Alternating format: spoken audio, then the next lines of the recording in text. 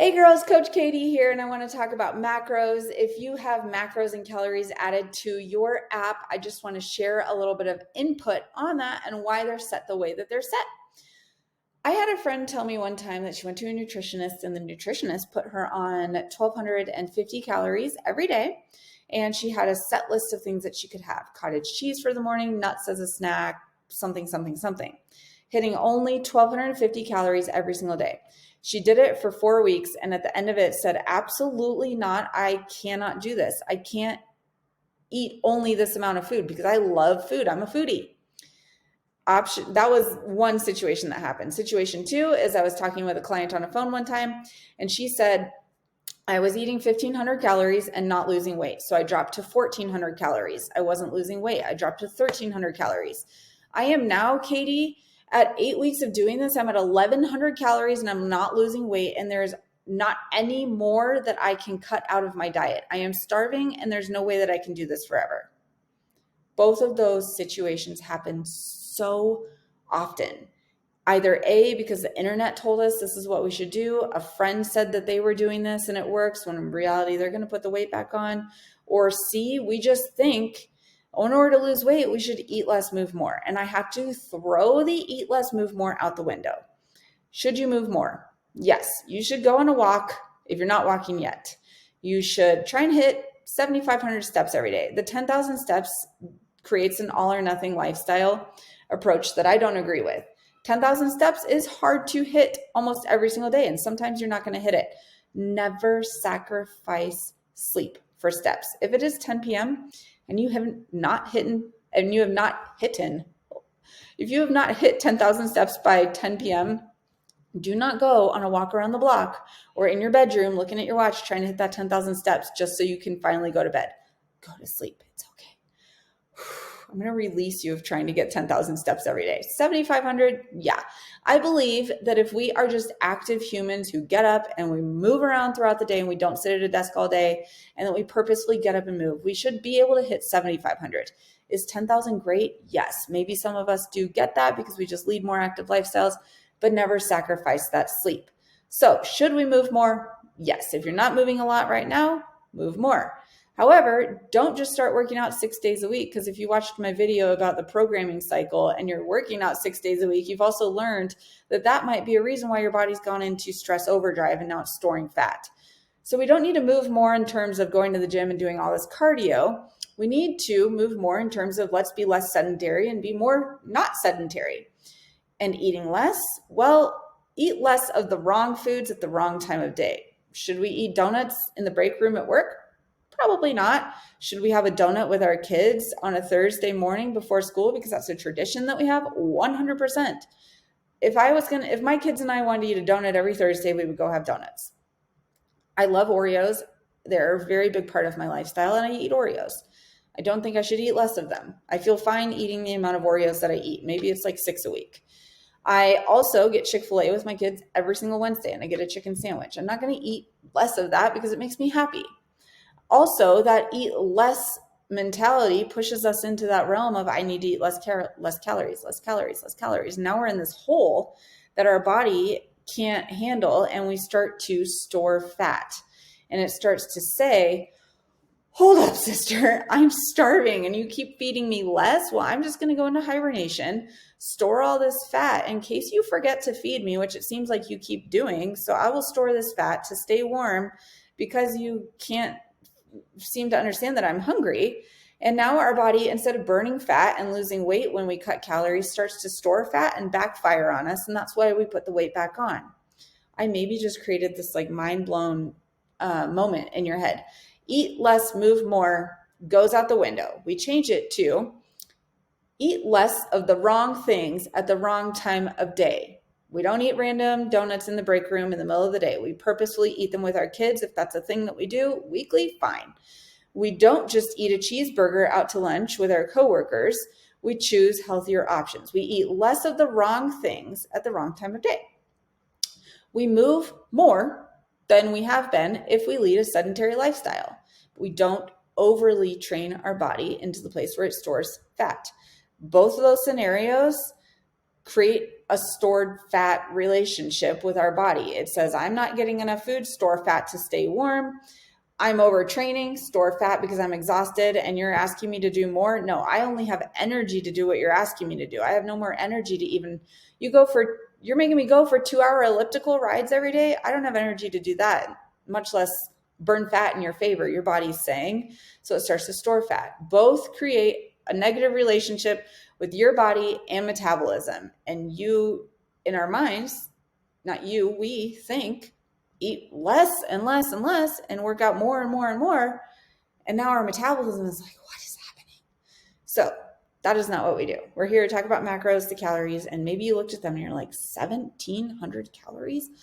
What? I'm eating 1,300 right now. How am I going to eat 1,700? Reverse dieting, very important. If you're eating 1,300 calories right now, most likely a big calorie deficit that you have is from protein. This is very important to remember. You are here to boost your metabolism and get what we call metabolic flexibility, where your body can burn fat no matter what life throws at you. You go on vacation, eat cheeseburgers, your body keeps burning fat. You don't work out for a week because your kids are sick and you can't work out, your body keeps burning fat. It likes you enough and it likes how you're treating enough that it works in your favor. You eating less and less food is your body not liking that. So we're here to boost metabolism. The way to do that is to eat more protein. More protein builds lean and toned muscle. And I'm not talking hulky bulk muscle, looks like we're on steroids. I'm talking sexy, lean, and toned muscle. Your body needs protein to build that muscle. Protein plus resistance training. Resistance training, again, if you've watched my other videos, could just be you going on a walk up a hill. You're moving your body weight against resistance, which is up the hill. You eating protein plus you resistance training, either strength training or body weight training and resistance, creates a boosted metabolism. The faster that your metabolism is, the faster that you lose weight. How do we get that boosted metabolism? We start with that protein. Most women are only eating 60 to 70 grams of protein every single day, and you actually need 1 gram per pound of goal body weight in protein.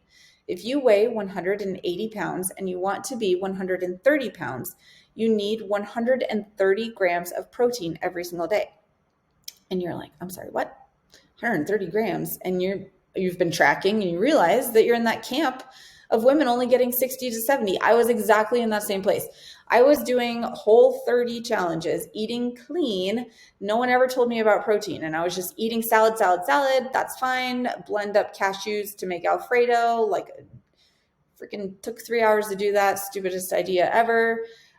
Just eat regular Alfredo sauce, by the way. There's one that has 3.5 grams of fat for every cup. It's great.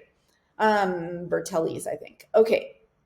I was eating clean. I was not eating protein. I would lose 10 pounds. I would put it right back on when I stopped eating clean. It's because my body never created that metabolic boost where, okay, protein made that happen.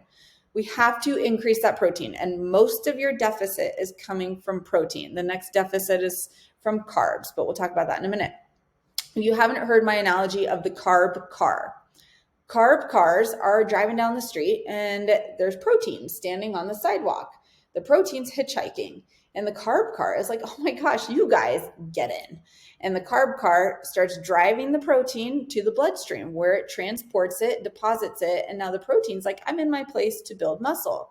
The carb car has done its job. The protein's gotten to its place it needs to be. We start building muscle. We start boosting metabolism. Protein can't get to the bloodstream without that carb car. Similarly, carb cars without protein to pick up are empty carb cars that are just driving around waiting for protein to pick up. And that carb car is like, well, there's nobody here, so I'm just going to store fat in the meantime. That's why when you eat clean and you cut out things, okay, fine, but we're still having carb cars without protein. It doesn't work in our favor. It doesn't benefit us. So we have to make sure that we have enough protein. And then we have to have that carb car to transport it. So you'll see in your macros, I typically like to do a percentage of 40% fat and then split up those carbs and the protein to a 35-35. Is that 40? I don't do math. Somewhere in there it equals 100. Protein is going to be set at 1 gram per pound of what you put your goal body weight to be. I will tell you, if you have less than 10 pounds to lose, I most likely put your protein at a higher amount. That's because you're in what's called body recomposition. And in order to build muscle in that, if you have less than 10 pounds to lose, we have to eat a little bit more protein. It's like 1.2 to 1.8 grams per pound of goal body weight. So I set it a little bit higher. If you're only eating 60 grams right now, this next week, you're going to work on eating 70 grams of protein, and you're just going to increase every week until you get to that protein goal. In the meal plans, I talk about how we get it from 3 meals first. So if you're only at 2 meals, let's try 3. And then we add in that casein protein powder, whey protein powder, and supplement. And eventually here we are at 165 grams of protein, feeling amazing. I personally eat 165 every day. I only need 145 really for my body recomposition, but my body likes more protein in order to maintain and keep muscle. So bottom line is we first work on that protein. If I set your goal at 1,700, 1,750 calories, 1,650, just depending on who you are, and you're looking at that and you're like, I'm nowhere near that. We work on protein first, and then we work on those carbs. Introducing more carbs after you work out is really important. Your body really, that carb car can really go fast to the bloodstream after it works out. After you work out. If you don't have carb cars to transport that protein after you work out, again, now we have protein with nowhere to go, and the carb car has no way to transport it. So we're eating protein, but we're not able to build muscle off of it. So that's why carb cars are important after we work out. So the next place to start increasing our calories would be to add carbs after we work out. Sweet potatoes, rice, bananas, things like that. Talk about that all in the meal plans. Bottom line is your macros are probably set for a long-term fat loss over 16 weeks. And in the next six weeks, you might not get to that number.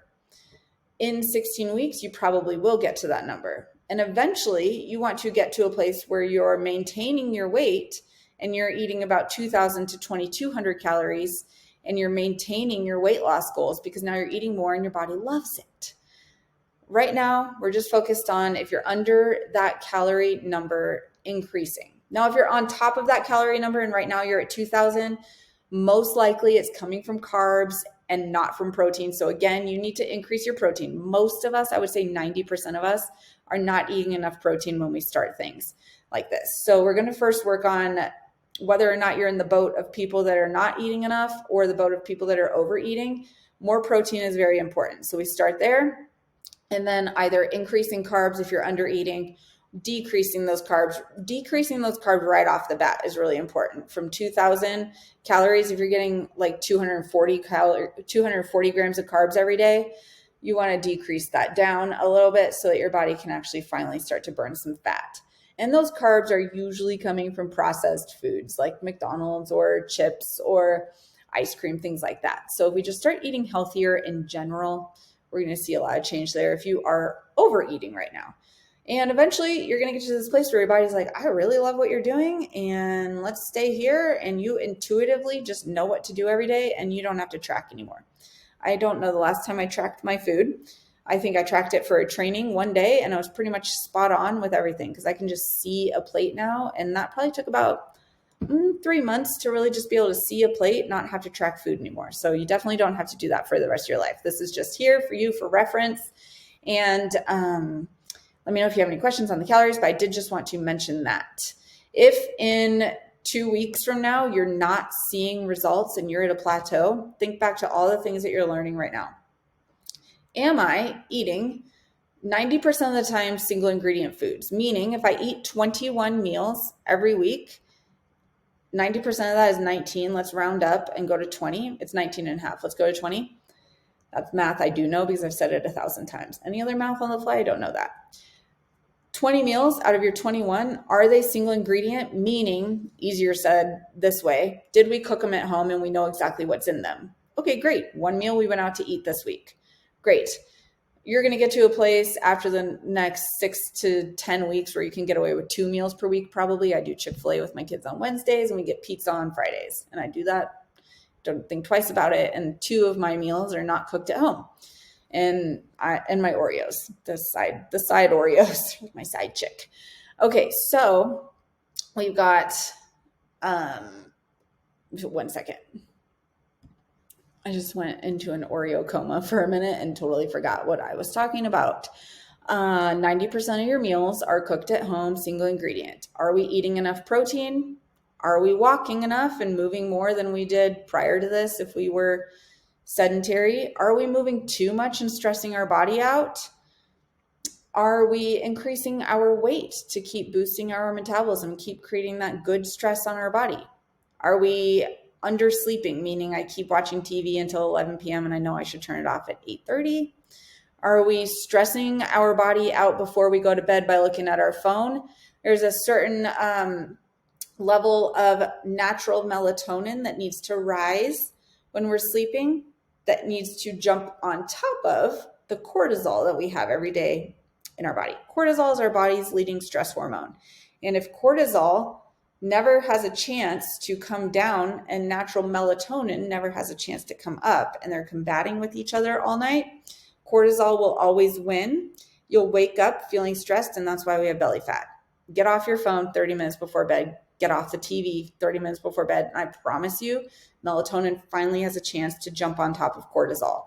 And now we're less stressed. Don't look at your phone for the first 30 minutes of the day. Otherwise, cortisol is like, oh my gosh, phone, yes. Whereas we now have to create this is melatonin. Melatonin's finally ahead. We have to create this like natural, let's wake up. Cortisol is going to get on top regardless because it's the daytime and things just happen. But we don't want it to go like this. We want it to go like this. And this is us not being on our phone for the first 30 minutes of the day. That's why that habit is in there. Asking ourselves, are we drinking alcohol one time a week only and clear liquids? We don't come home, we just drink a glass of wine every single night now. It's very important. It's not a habit in there. That is not something I can coach you all in a group on. That's an individual thing. And I'm not always able to coach through that also. So just know alcohol is going, no matter what you do, drinking a glass of wine or two every single night, everything kind of goes out the window. So looking at those habits, knowing everything that you know, in 2 weeks, if you feel stuck, come back to this video. I might even put this video in the challenge 2 weeks from now, and it might say, hey, if you're feeling stuck, remember everything I said here. I promise that you can do this. And the more that you feel overwhelmed and the more stressed that you are, the more cortisol is like, yeah, I'm winning.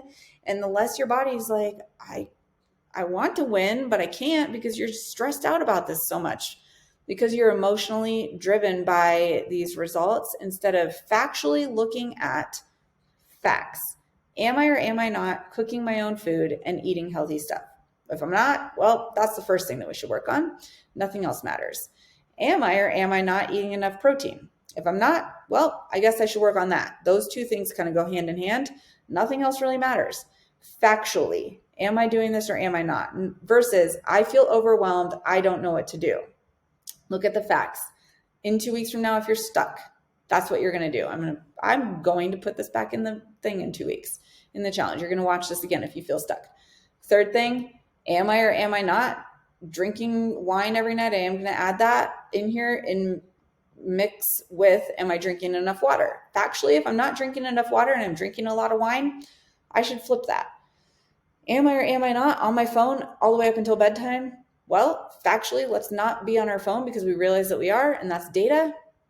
And you get the gist. Going through the 7 metabolic habits that I build out in the challenge. I'm not even going to say the rest because they release slowly throughout the challenge so that you don't get overwhelmed. But deep breaths, you got this. This is a long-term journey that doesn't have to be so hard. It just is you making better choices than you made yesterday and making the right choices that don't stress your body out. So I love you all. You're doing great. Let me know in the group if you have any questions. And again, all the VIP gals that are in there can always help you because they, just like I was, have been in exactly the place that you're in, feeling stuck, not sure what to do, finally coming out the other side and realizing, okay, that wasn't so bad. All right, let's do it. And I'll see you soon.